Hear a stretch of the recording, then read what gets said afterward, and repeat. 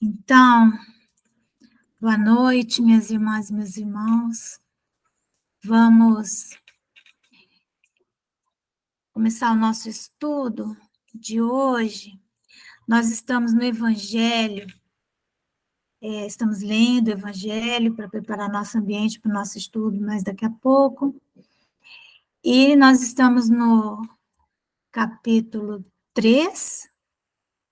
Há muitas moradas na casa de meu pai, no item 6. Destinação da terra, causas das misérias humanas. Então, esse é um capítulo que ele fala de um princípio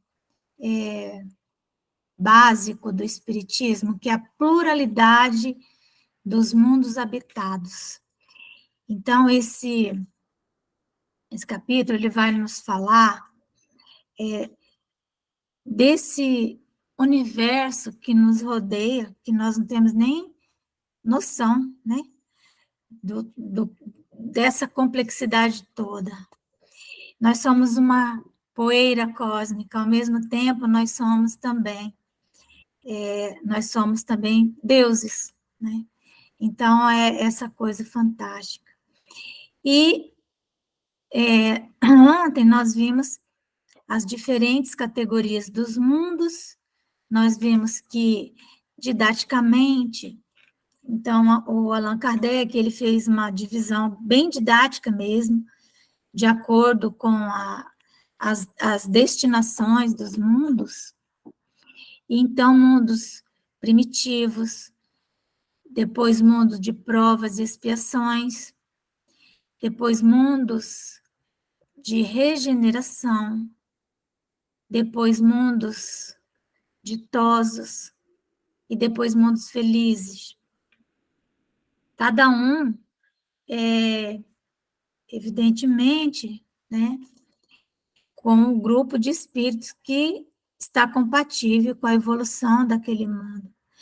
Então, a Terra, ela é um mundo de provas e de expiações. Então, nós estamos, assim, muito mesmo próximo do mundo primitivo, né?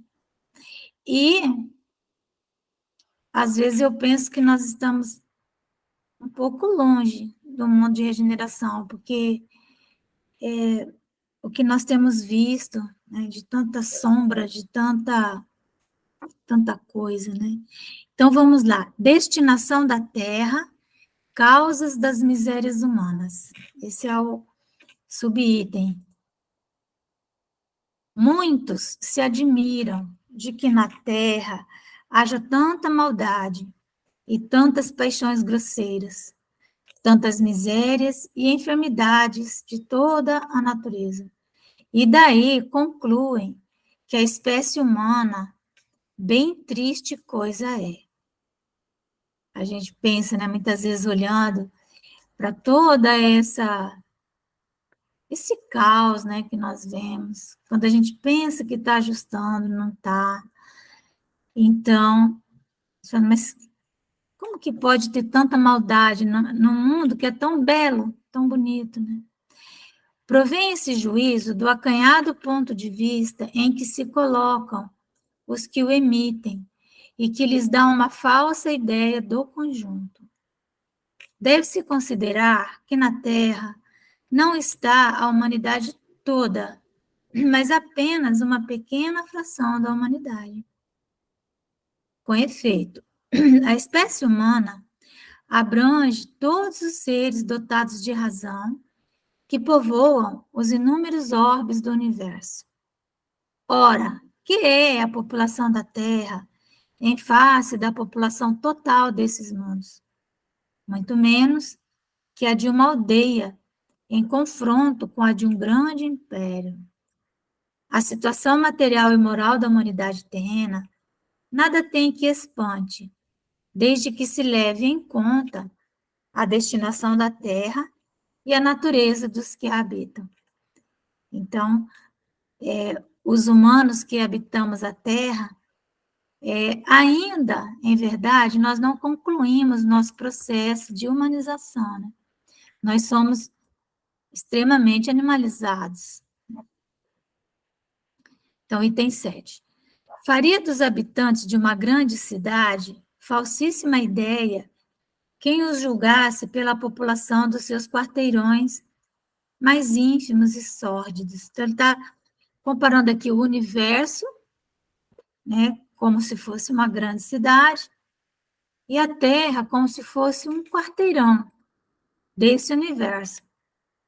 Então, nós não podemos considerar toda a cidade por aquele quarteirão que seja, por exemplo, sórdido, né, como ele diz assim. Também dá o exemplo aqui, ó, num hospital, ninguém vê senão doentes e estropiados. Oi, Dulce. Tudo bem? Numa penitenciária, vêm-se reunidas todas as torpezas, todos os vícios.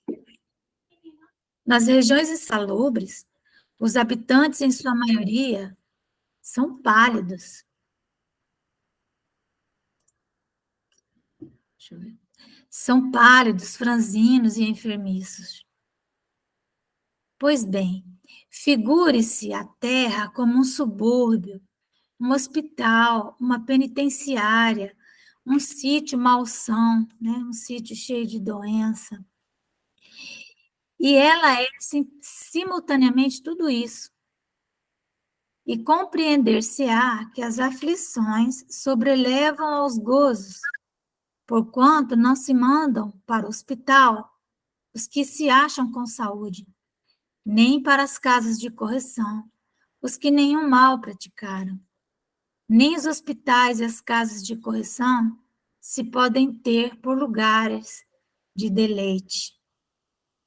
Ora, assim como numa cidade a população não se encontra toda nos hospitais ou nas prisões, também na Terra não está a humanidade inteira. E do mesmo modo que do hospital saem os que se curaram e da prisão os que cumpriram suas penas, o homem deixa a terra quando está curado de suas enfermidades morais. Então,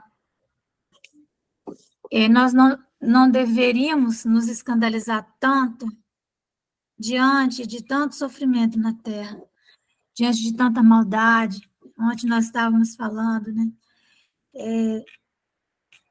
Da crueldade mesmo, agora tendo sido pautado, né, pela ministra Rosa Weber,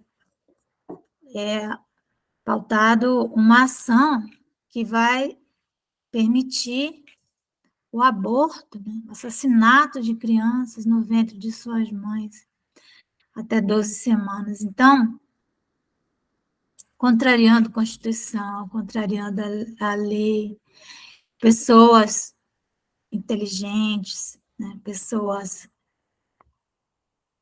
que sabem que a nossa lei não permite, mas eles se julgam no direito, né? Imagina uma senhora idosa, 75 anos, o que ela está deixando, né?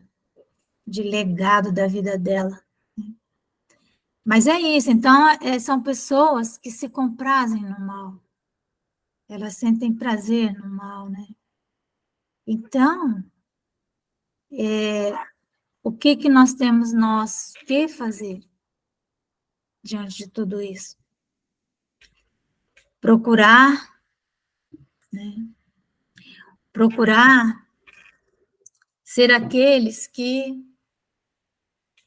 não vamos nos acompliciar, não vamos nos calar, que vamos fazer a diferença onde quer que estejamos.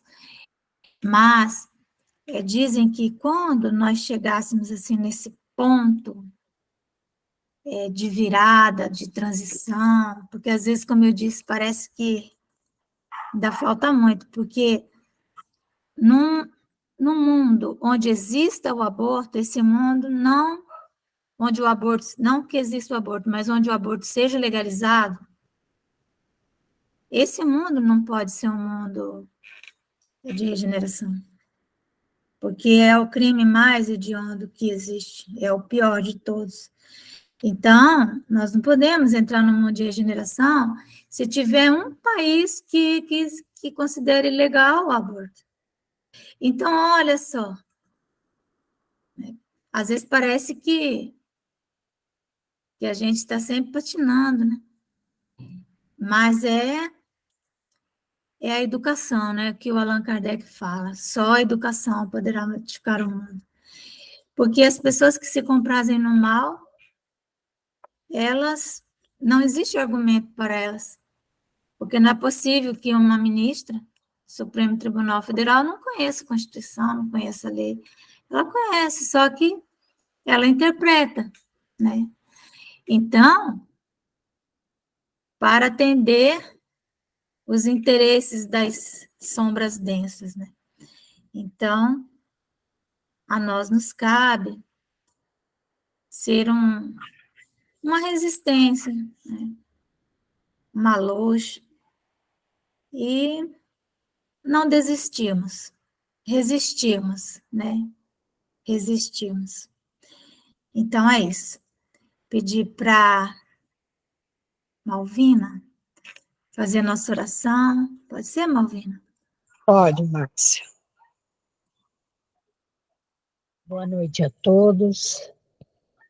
Nesse instante, vamos fechar os nossos olhos, pensar em Deus, que é o nosso Pai, pensar em Jesus, que é o nosso irmão maior, que eles possam estar conosco sempre, nos ajudando a aprender essa doutrina tão maravilhosa. Jesus, cuida de todos nós, dos nossos amigos que estão conosco e também daqueles que não puderam estar nesse instante. Mestre Jesus, te peço por todos aqueles que estão nos hospitais com doenças incuráveis, leva, Senhor, a cura a todos eles. Também peço pelas creches, pelos orfanatos, que todos possam receber a sua luz, Mestre Jesus. Peço por aqueles que desencarnaram, que ainda não encontraram o caminho da luz, que possa, Senhor, levar a todos as escolas de ensinamento, hospitais de tratamento, para que possam se regenerar e estarem prontos para a nova reencarnação.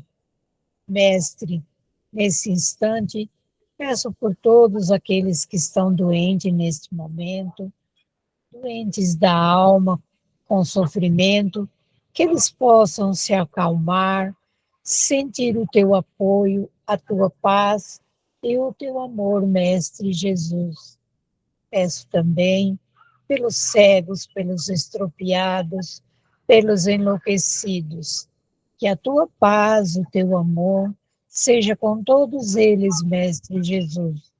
Obrigada pelo dia de hoje, por tudo, pelo trabalho que pudemos fazer, pela refeição que pudemos tomar, e por tudo, Mestre, pela nossa família, nossos filhos, nossos amigos, todos que estão à nossa volta, que possamos estar sempre bem com todos eles. Obrigada, Senhor, pelo dia de hoje. Que tenhamos uma noite de sono tranquilo e que possamos amanhã recomeçar um novo dia em nossas vidas. Obrigada, Senhor. Esteja conosco hoje e agora, por todo sempre. Que assim seja. Que assim seja. Que assim seja, graças a Deus. Graças a Deus. Tudo bem, Elisete? Tudo bem. Obrigada, Malvina. Muito bom. Então, eu vou colocar o slide, quero que vocês vejam se ele vai aparecer na tela de uma forma melhor. Apareceu aí para vocês? Severidade das leis penais, mais quadradinho? Apareceu. Tá ótimo. Oi, Elisete. Oi, tudo bom? Então, vamos lá, meus irmãos.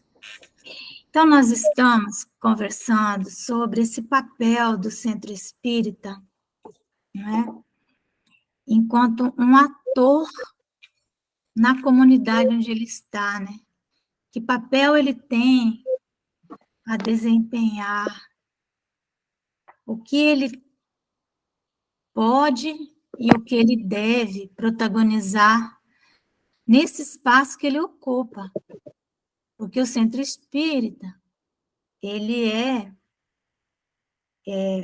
uma instituição do mundo, né? Acho que tem alguém com o microfone ligado. Se tiver, vou pedir para desligar, eu não tenho como desligar daqui. Então, o centro espírita, ele tem esse papel. E evidentemente que o espírita, mais ainda, vamos dizer, né? Porque o centro espírita, ele é a instituição, ele é aquela organização do mundo onde nós vamos poder expressar a nossa religião de uma forma em que a sociedade possa, de alguma maneira, visualizar as ações que lá acontecem. Então, é isso que é uma instituição. Ela é um instrumento da própria sociedade e ela serve para que nós possamos dizer à sociedade a que viemos, o que estamos fazendo ali, enquanto um grupo de pessoas que se reúnem com objetivos religiosos, com objetivos os mais variados.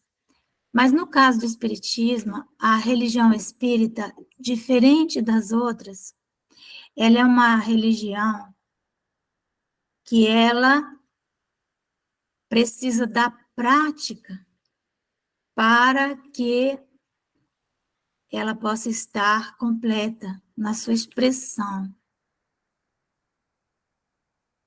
Então, essa prática espírita, ela tem dois eixos. Então, nós temos um eixo interno, mais privado, mais do grupo, onde se estuda, onde se adora a Deus,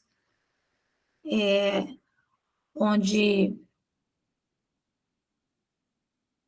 levamos o conhecimento da doutrina espírita para outras pessoas, disponibilizamos esse conhecimento, enfim, as práticas religiosas para aqueles que desejam e querem conhecer o espiritismo e vivenciá-lo.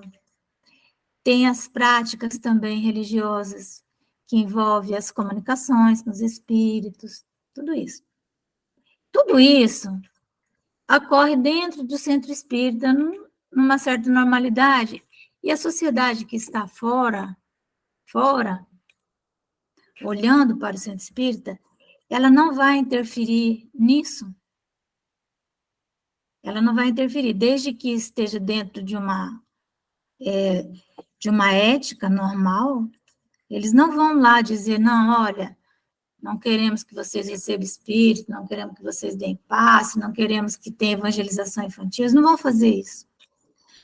Mas tem um outro eixo, que é a nossa prática espírita, que é o trabalho que nós, enquanto espíritas, temos o dever de realizar para o progresso da Terra.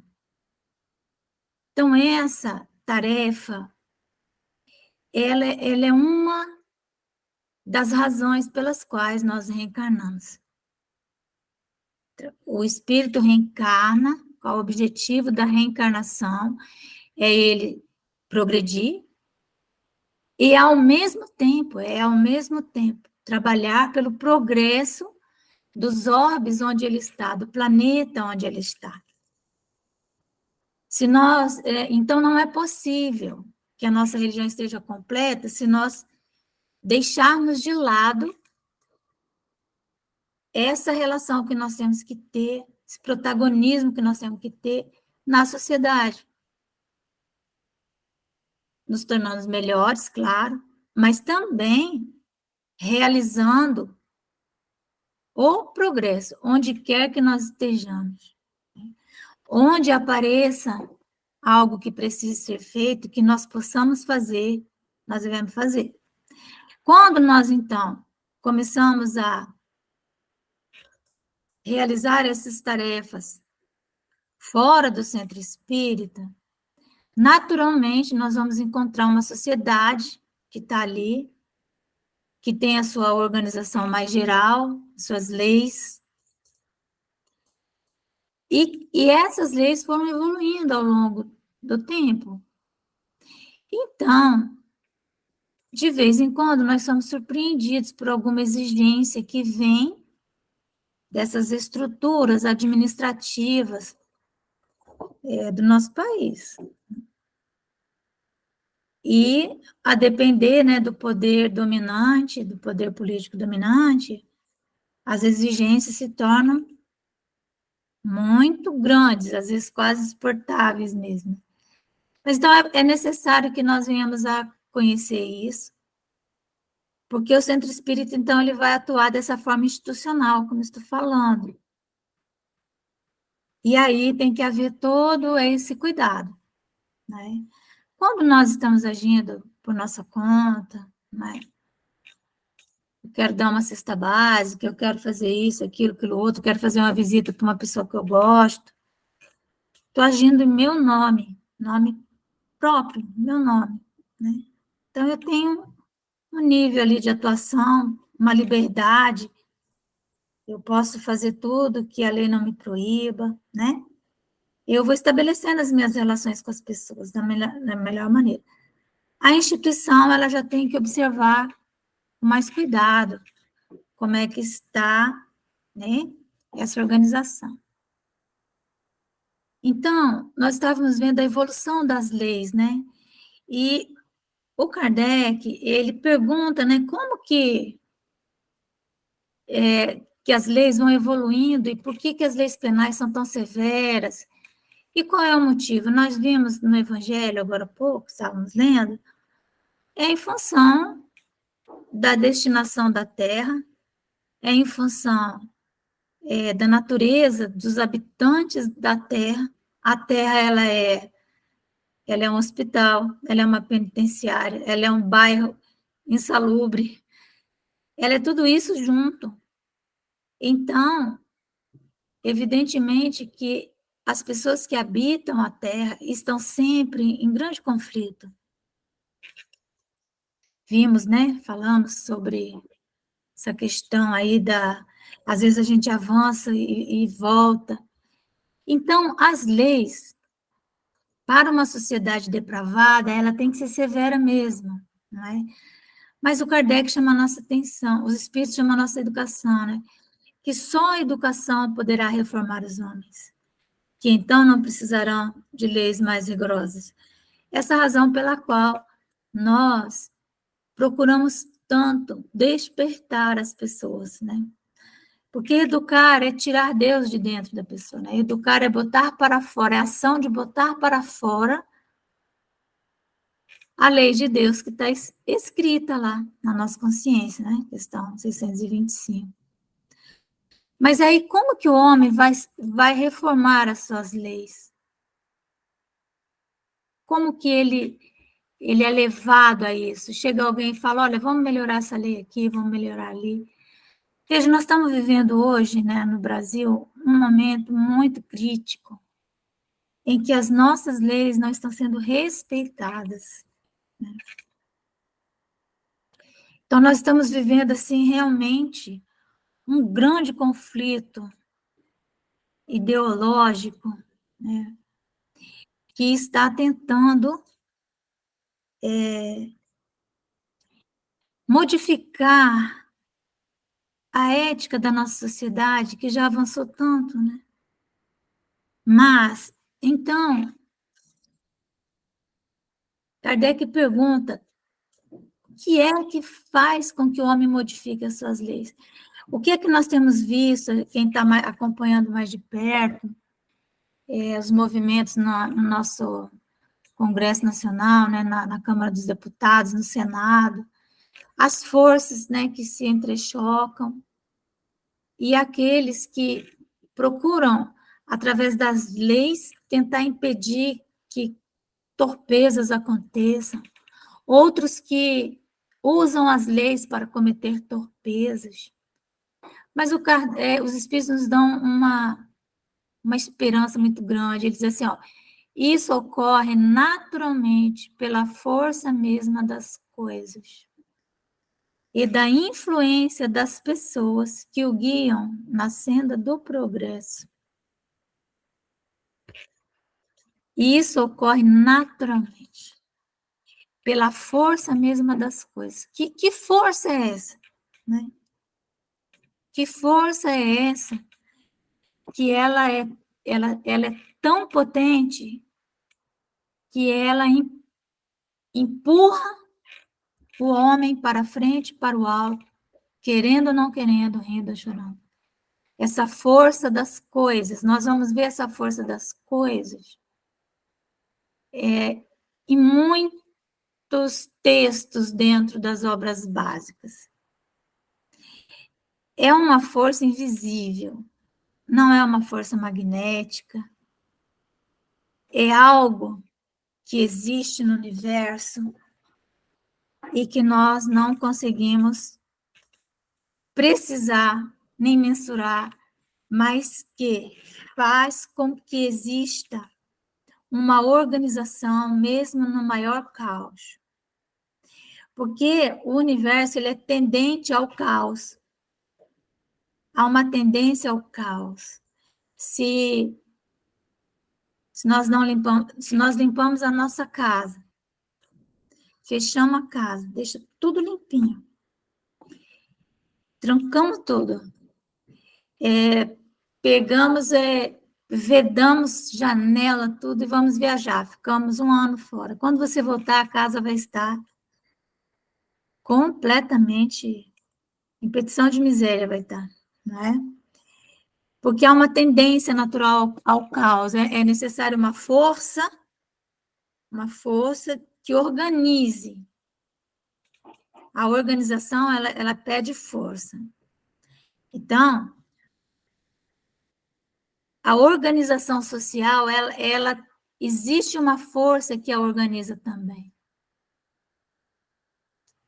Onde que nós vamos encontrar essa força, né?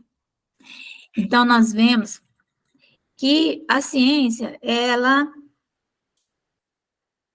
identificou nas leis da matéria, né, aquelas forças que dão estabilidade aos sistemas da matéria.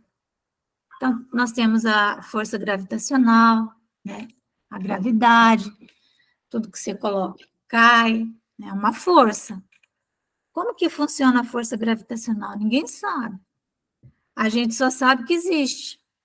E a força gravitacional, ela pega o universo de ponta a ponta. Então, é uma das forças, uma das potências, uma das forças do universo. Aí nós temos também o eletromagnetismo, né? Que também é uma força da matéria. Nós temos estudado bastante o magnetismo, né? Nas nossas análises, mas é a força da matéria, conhecida também. Temos aí as forças nuclear forte, a força nuclear fraca, que tem a ver com os núcleos do átomo. E, enfim, essas forças dão estabilidade à matéria. Sem elas, sem a gravidade, explodia tudo, né? Imagina o que seria sem a gravidade, o que seria sem o eletromagnetismo, né? Nós não teríamos estabilidade, os átomos não teriam estabilidade, nada teria estabilidade. Então, essas forças existem, mas qual é a força que dá estabilidade ao organismo do ser humano, o corpo humano, que gera a vida? Porque o nosso corpo, ele é um organismo, ele é organizado. Ele tem uma estrutura organizada. Maravilhosa, né? De vez em quando eu posto uns videozinhos. Então, ele tem uma organização. Mas não é essa organização do corpo, não está na gravitação, não está em nenhuma dessas leis. Como que esse corpo fica organizado, né? Como é que o coração sabe que tem que bater, que o rim sabe que tem que filtrar? Como? Né? Que o estômago sabe o que ele tem que fazer? Existe uma quinta força, além de todas aquelas que dão estabilidade à matéria do nosso corpo, tem que existir uma quinta força que organize isso num corpo humano. E essa quinta força, quando ela cessa, né, quando ela para de exercer a sua influência nesse organismo, o que acontece com esse organismo, né? Ele se desorganiza. Então, essa quinta força nós podemos chamar de espírito, né? Que é a força organizadora. E isso no sistema biológico. Da mesma maneira, os sistemas sociais, eles têm uma força também que mantém a sociedade organizada, querendo ou não querendo, rindo ou chorando. Olhando, parece que há um caos. Nós olhamos e vemos tantas notícias terríveis. Parece que está tudo desorganizado. Mas não, existe uma força de coesão na sociedade que ela faz com que você está dirigindo um carro e a maioria das pessoas, quando o sinal está vermelho, para o carro. Por que ela para? Não é? Poderia não parar. É porque tem uma lei que manda parar. Um ou outro não para, mas se nós formos olhar, né, aquelas filmagens que tem naqueles cruzamentos, o que é que faz com que as pessoas se organizem dessa maneira, aceitem essas regras, né? Então, nós falamos da Síria, nós falamos desses lugares lá onde está havendo guerras, coisas terríveis, parece que está um caos absoluto. No entanto, as pessoas nasce criança lá, né? As pessoas casam, apesar de todo o caos em volta. Existe uma organização mínima. Francisco de Assis, quando ele foi conviver com os leprosos, ele disse para o pai dele: pai, o senhor não tem noção da força de organização que existe dentro desses grupos. Sabe? Então, isso se chama força mesma das coisas, que nós não temos noção do que ela é capaz de fazer, né? Isso no organismo social. A sociedade é um organismo vivo. Então, essa evolução, a reformulação das relações sociais, elas acontecem querendo ou não querendo, rindo ou chorando, porque o homem, ele via na caverna. De repente, uma força das coisas o fez sentir necessidade de estar vivendo com outra pessoa. O instinto gregário. Mas da onde que saiu esse instinto? Né? Ele foi se agregando, ele foi querendo seguir em comunidade. Então, alguma coisa está nos dirigindo para frente e para o alto. Então, essa força, essa quinta força, que dá organização aos sistemas sociais, né? e a influência das pessoas que guiam os homens na senda do progresso, ou seja, os líderes da humanidade, os homens de bem, aqueles que vêm com propósito para a Terra, que vêm trazer coisas novas, os homens de ciência, os homens de filosofia, os homens das artes, os homens das religiões. Então, essas pessoas guiam todo aquele grupo na senda do progresso. Então, nós não podemos desanimar, né, quando nós vemos tanta impiedade no mundo, né?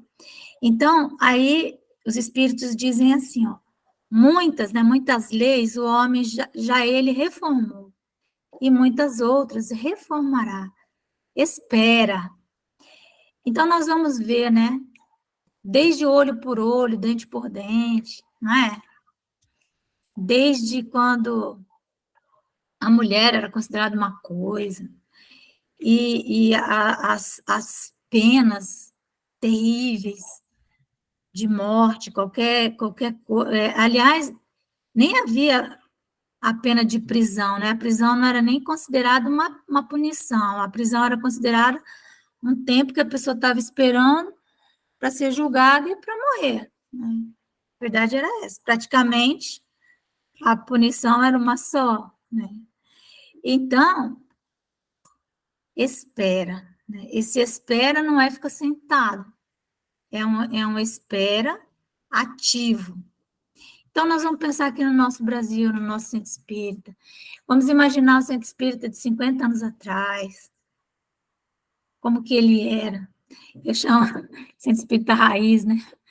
Como que era, né? Era bem menos exigência, hoje é tanta coisa, tantas exigências, porque a sociedade, ela se tornou mais complexa. Ela se tornou mais complexa, né? Nós aprendemos muitas coisas.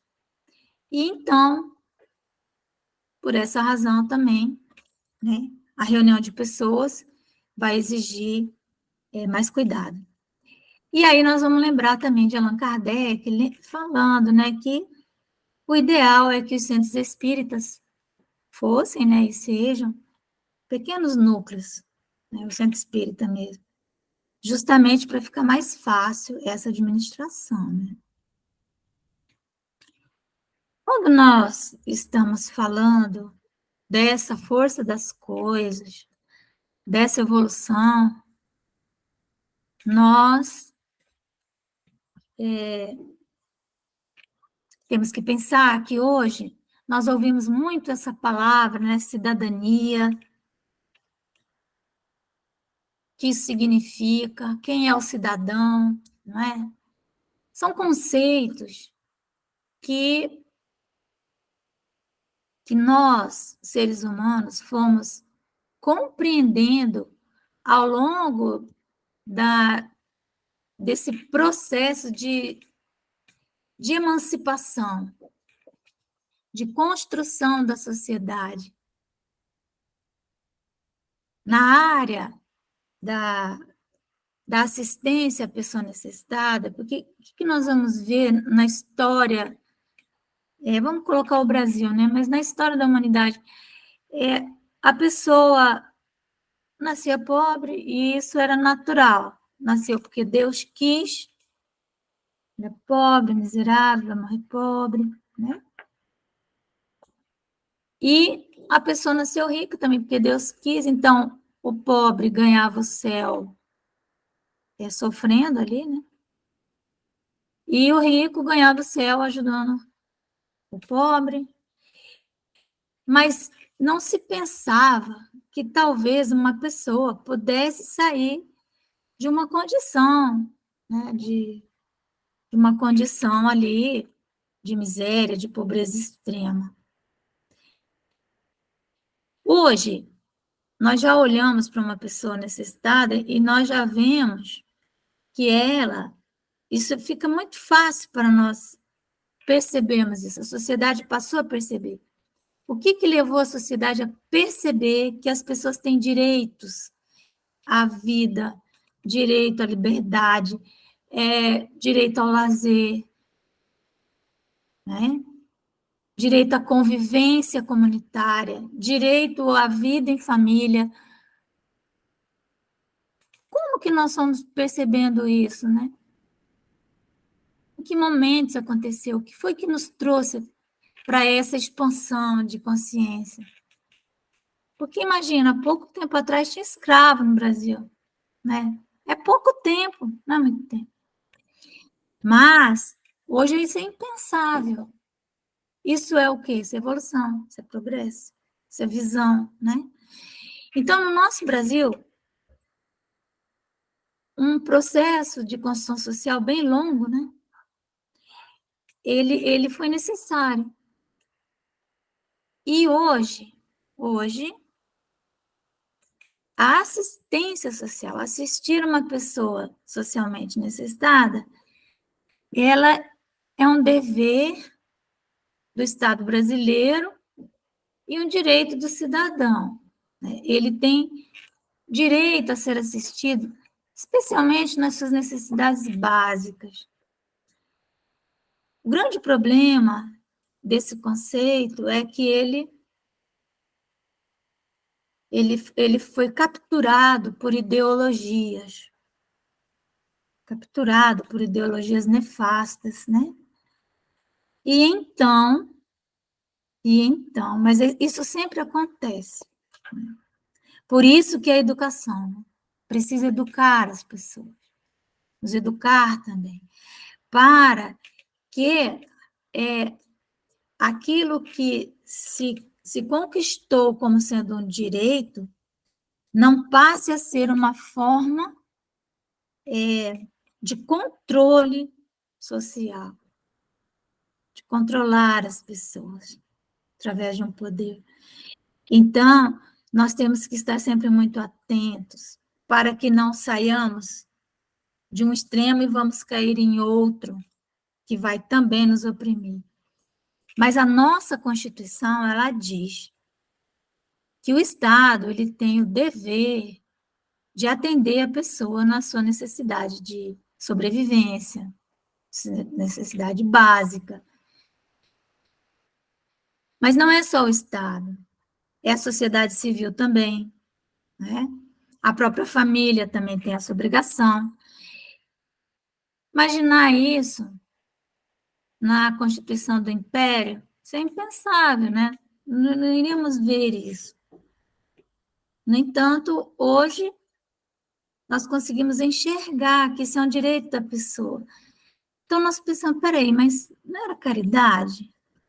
Quando eu dava uma cesta básica, né, a gente ia fazer caridade.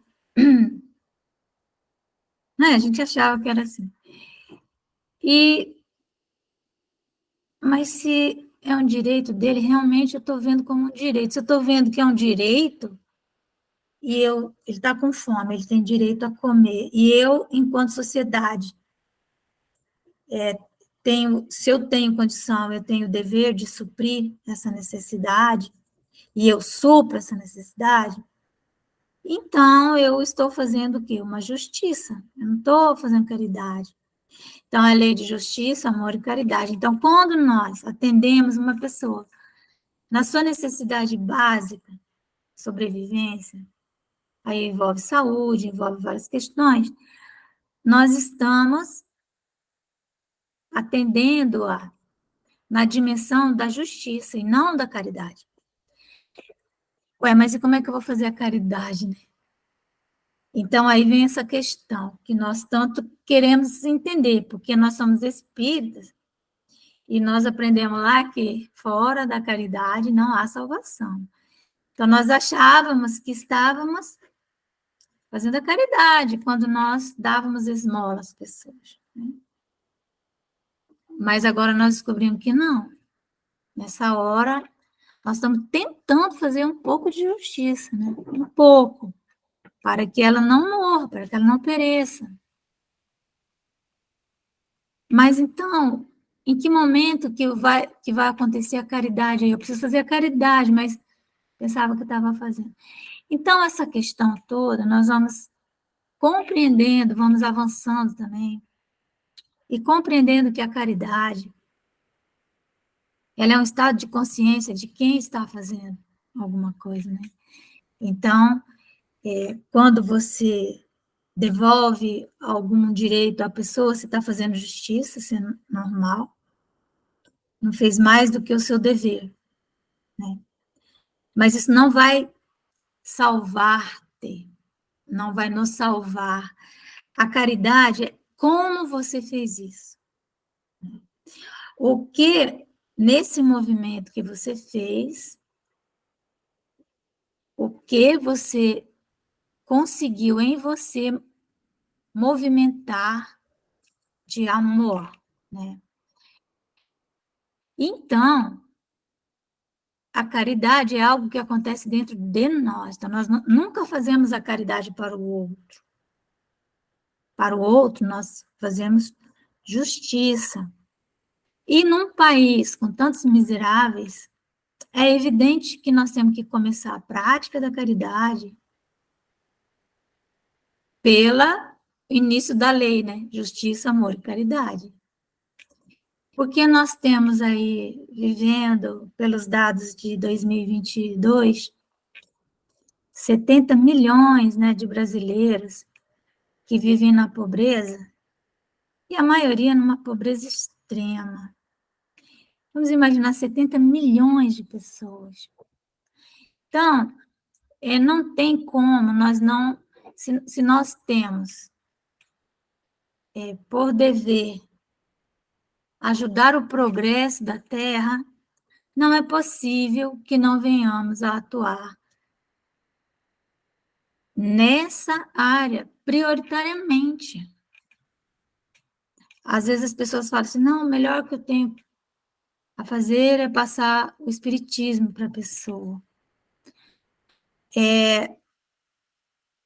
Tenho que levar a doutrina espírita para ela, porque ela é um tesouro, e é mesmo, a doutrina espírita é nosso maior tesouro. Mas nós não estamos famintos, né? Nós estamos bem de saúde, se não estamos bem de saúde, nós temos acesso aos meios de nos cuidarmos, né?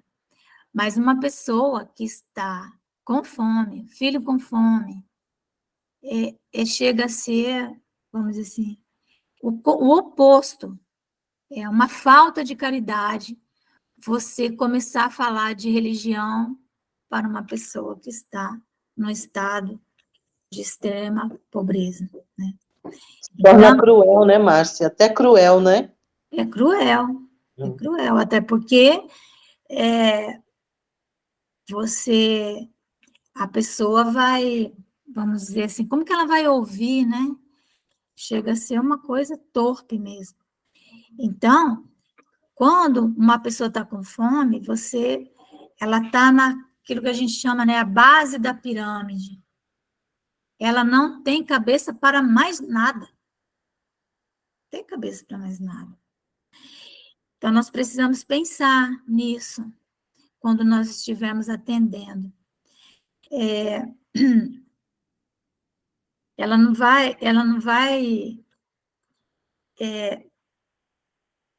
imagina, né, uma criança, a mãe ali, precisando de leite, precisando de qualquer coisa, e você começa a falar de reencarnação, que ela está daquele jeito por isso, por aquilo outro, que ela tem um guia espiritual, que não sei o que, quer dizer, não tem lógica isso aí. Ela não ouve, né? Ela não vai estar sensível para isso. Então, primeiro nós temos que fazer as intervenções, e é essa intervenção que nós fazemos com caridade, ou que nós fazemos sem caridade, tá bom? Nós vamos meio que parando por aqui, tá certo? E era isso por hoje, meus amores. Já estamos faltando 2 minutinhos para acabar nosso tempo. Se alguém quiser fazer alguma colocação.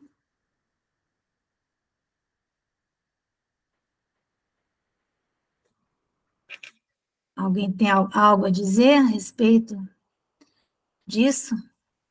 Nós estamos indo bem devagar, né? Vocês estão vendo? Oi, Ivone, fala. meu amor. Ô, Márcia, com relação... Eu perdi um pouco, porque a energia aqui acabou. Já tem uns Aqui dias mesmo. que é à noite que a energia dá um pico, sabe? Acho que Aham. todo mundo liga os aparelhos, tudo ao mesmo tempo. Ô, Márcia, eu não me lembro se foi Paulo Freire, eu não sei quem foi que disse a respeito de... eles não temem o pobre que passa fome, eles temem ao pobre que tenha conhecimento. Eu não sei quem disse essa frase. É porque alguns anos atrás, o pobre passava fome e não tinha conhecimento. Hoje ele passa É, muita dificuldade, mas ele tem se instruído, ele tem buscado, né? exato, exatamente. É aquilo, né? A educação, né? A pessoa compreender o seu lugar, né? Sim, Que ele é um cidadão, que ele tem direitos. E isso é uma tarefa que nós temos também, né? sim, De com levar a certeza. instrução, de levar o conhecimento da rede a qual ele tem direito.